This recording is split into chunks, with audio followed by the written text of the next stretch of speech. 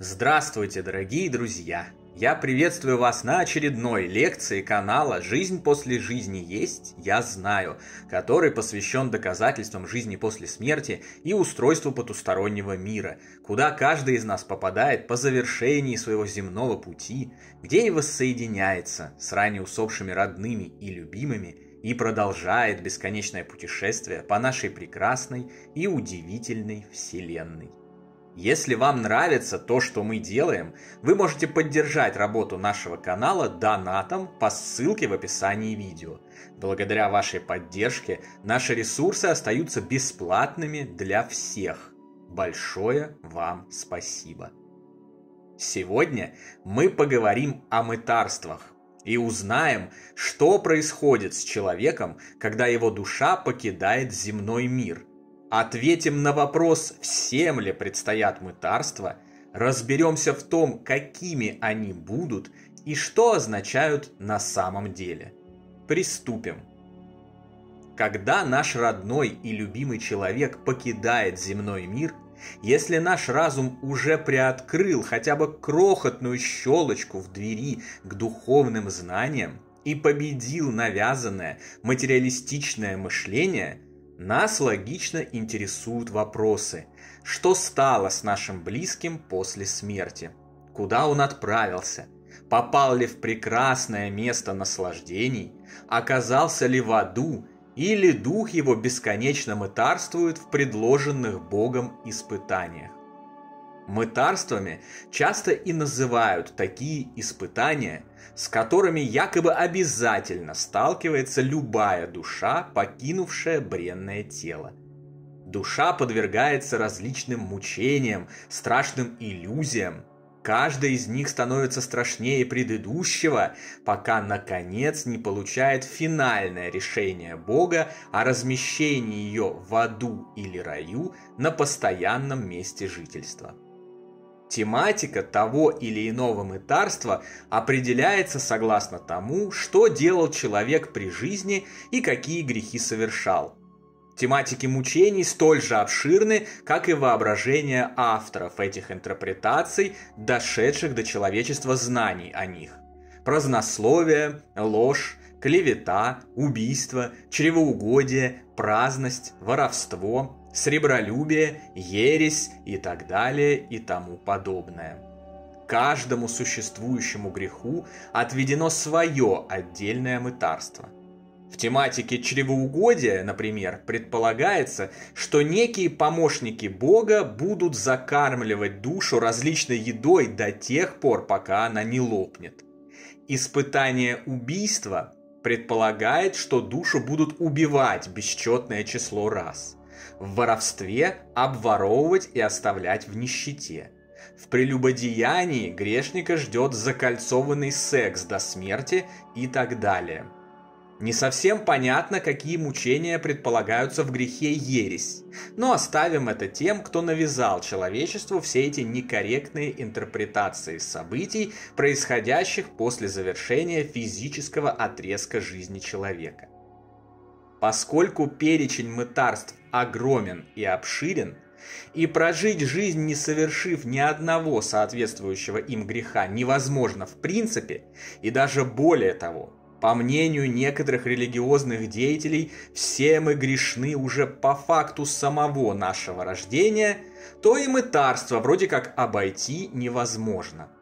Любая душа в итоге вынуждена проходить эти жестокие испытания, назначенные ей Богом, и до поры мучиться и страдать, пока не получит итогового билета в рай или в ад. При этом количество билетов в ад, согласно убеждению верующих, всегда значительно на порядок превышает количество билетов в рай, куда берут лишь малое число безгрешных граждан.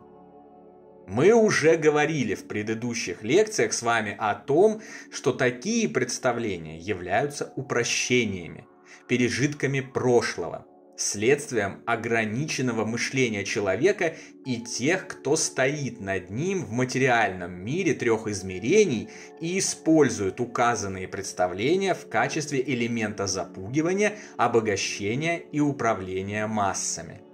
Они нелогичны, непоследовательны, представляют нашего прекрасного любящего Отца, Творца и Управителя Вселенной жестоким садистом, мстительной обиженкой и злопамятным мучителем, что, безусловно, не может являться правдой. Это очевидно любому, кто обладает достаточной степенью наблюдательности и может потратить хотя бы небольшое количество времени на созерцание его творения и процессов, происходящих во Вселенной, в которые не вовлечена воля воплощенного человека. Как же все обстоит в реальности? То, что принято называть мытарствами, действительно случается с некоторыми из людей, покинувшими свои тела после смерти. Однако это происходит вовсе не со всеми, а лишь с теми, кто за прожитую жизнь не смог развить в себе добрых чувств, сосредотачивался исключительно на зле, пороках, материальных благах и себялюбии. С теми, кто построил внутри себя вот такой печальный мир. И этот мир вот такими мытарствами отражается в окружающую его посмертную реальность. В стереотипных положениях о мытарствах есть один огромный изъян – утверждение, что они обязательны для всех. А это не так. Являясь добрыми людьми, разумно осознающими совершенные ошибки, обладая светлыми устремлениями к любви и помощи окружающим, к исправлению совершенных ошибок и распространению добра, но не зла, вы и ваши родные после смерти тела никогда не попадете на так называемые мытарства, а отправитесь сразу в великолепные посмертные миры, сотворенные коллективными сознаниями, близкими вам по духу и его уровню развития. Так работает механизм Вселенной, жизни и смерти в ней. Мытарства не являются испытаниями, назначаемыми Богом или его ближайшими соратниками, поскольку человеку предоставлена вечная свобода воли, и предоставивший ее сверхразум никогда бы не стал противоречить себе и наказывать человека за реализацию этой данной ему свободы. Противоречия свойственны человеку. Во Вселенной же все обладает корректной логикой, от крохотной песчинки на побережье любого моря до невообразимых по масштабу скоплений галактик. Так называемые мытарства – это не что иное, как моделирование страшных иллюзий покинувшего тело сознания, как его некорректно называют многие верующие, души человека своими же руками. Наше сознание строит вокруг себя ту реальность, которую собою представляет. То, что внутри нас, определяет то, что вокруг нас.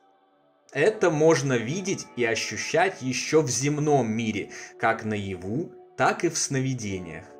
В потустороннем мире это становится особенно актуально, поскольку сознание уже не сдерживается узами, якорями и ограничениями физического тела и начинает безудержно творить вокруг себя то, чем оно наполнилось за время предыдущей жизни. Поэтому лжецы, привыкшие врать в физической жизни, за гробом творят вокруг себя реальность таких же лжецов, бесконечно обманывающих их. Убийцы становятся жертвами своих собственных жертв, приходящих по их душу. Обжоры не могут укротить нескончаемый голод, даже потребляя целые самосвалы еды.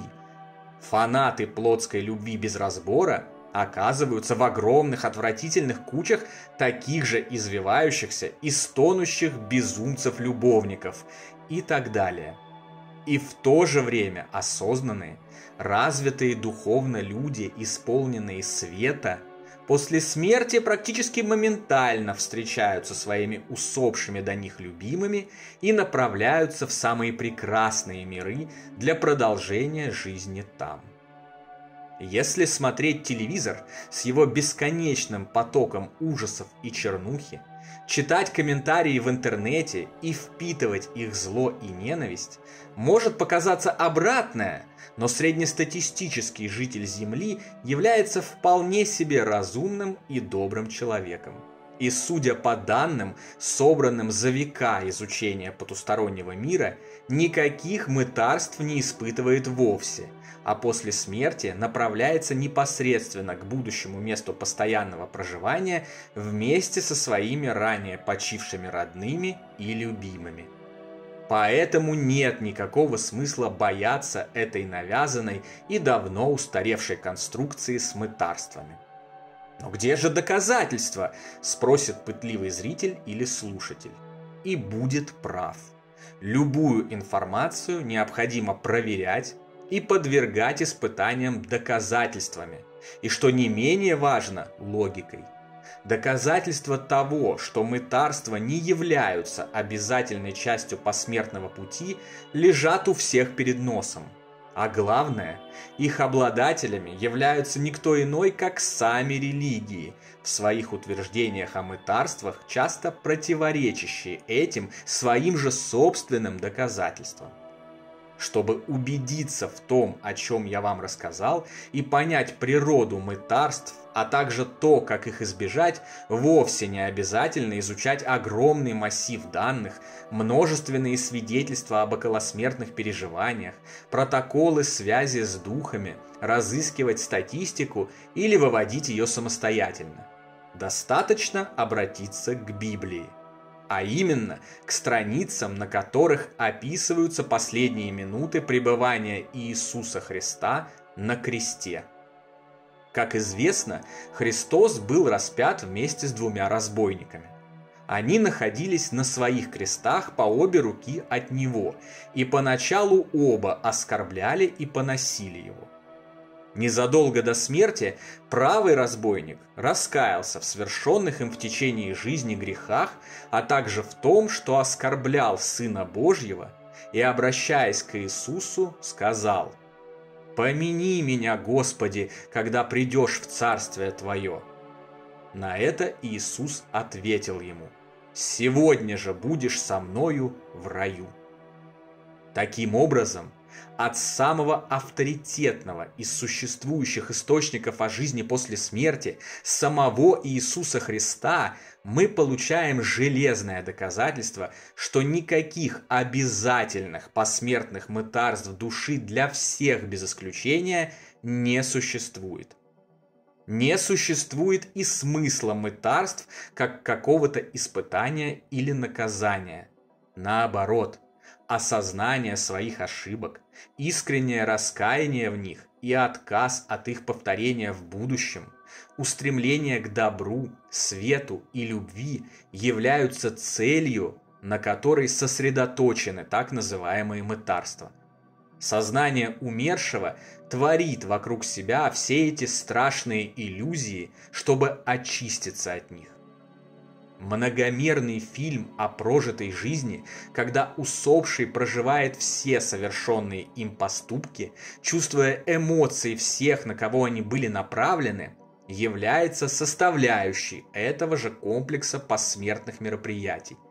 Задача такого положения дел – направить дух от лжи материи к истине, от зла к добру, от регресса к прогрессу, от тьмы к свету, что называется, спасти его. Но достижение этой цели никак не привязано к необходимости умереть, предстать на духовном суде, пройти какие-то испытания и только затем начать движение к ней. Это можно сделать еще здесь, в земном мире, находясь в физическом теле. Снова и снова мы убеждаемся в том, что наша жизнь и все, что в ней происходит, на всех отрезках нашего существования, физических и духовных, полностью находится в наших собственных руках. Нет никаких мучителей, судей, присяжных, обязательных наказаний или наград в виде вечного блаженства. Мы сами являемся хозяевами нашей жизни, нашего сознания и любых наших перспектив. Мы сами определяем, будут ли у нас после очередной смерти в мире материи мытарство или комфортное, великолепное путешествие в невероятно красочном духовном экспрессе. Мы сами рисуем свою реальность, сами создаем все, чем она наполнена, и сами определяем свою судьбу. В этой свободе и есть самый великий дар нашего любящего Отца, желающего нам только самого лучшего и прекрасного, и никаким образом не мешающего нам в достижении этого. Ну а на сегодня это все, дорогие друзья. Дополнительную интересную полезную информацию за пределами лекций, ответы на ваши вопросы о жизни после смерти в целом и по этой лекции в частности, а также познавательные статьи о потустороннем мире вы найдете в нашем телеграм-канале. Ссылка на него, как всегда, в описании видео и на экране. Добро пожаловать! Встречаемся на новой лекции здесь же, на нашем YouTube-канале. А пока всего вам самого лучшего, волшебного и замечательного.